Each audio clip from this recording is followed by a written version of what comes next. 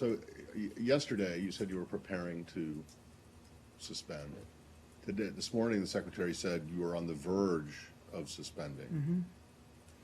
So what's the tipping point? That things haven't changed, Mm-hmm. so why haven't you suspended? Yesterday, it looked, talked, and walked like an ultimatum, and now today, it looks like, in fact, it was a duck.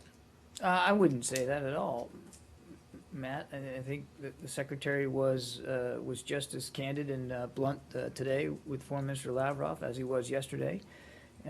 You're right. He did say today that we remain on the verge of having to suspend bilateral engagements on Syria with Russia.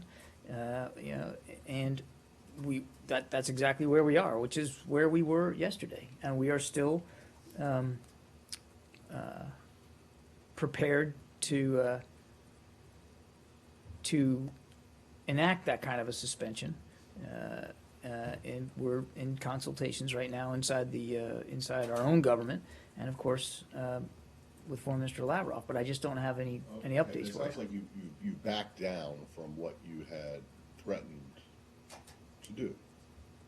Is that not? Why is this not? Why should the Russians or the rest of the world not look at your decision not to go ahead and suspend as after the?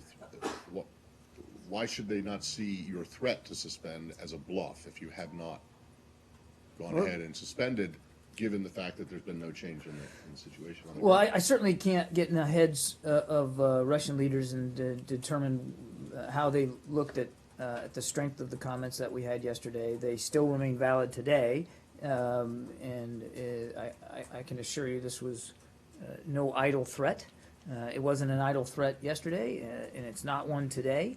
The secretary very much meant exactly what he said, both yesterday and today, and we're perfectly prepared to suspend if it comes to that.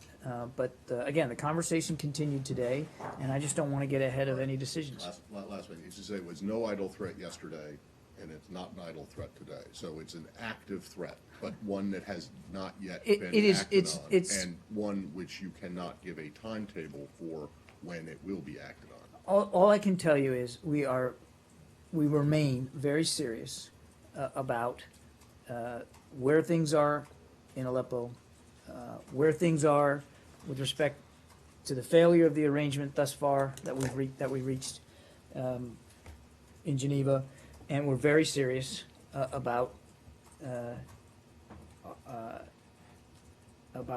the potential of suspending bilateral engagement with Russia over on Syria if it comes to that. Yesterday, you told us that both in the readout and then when you spoke here, you told us that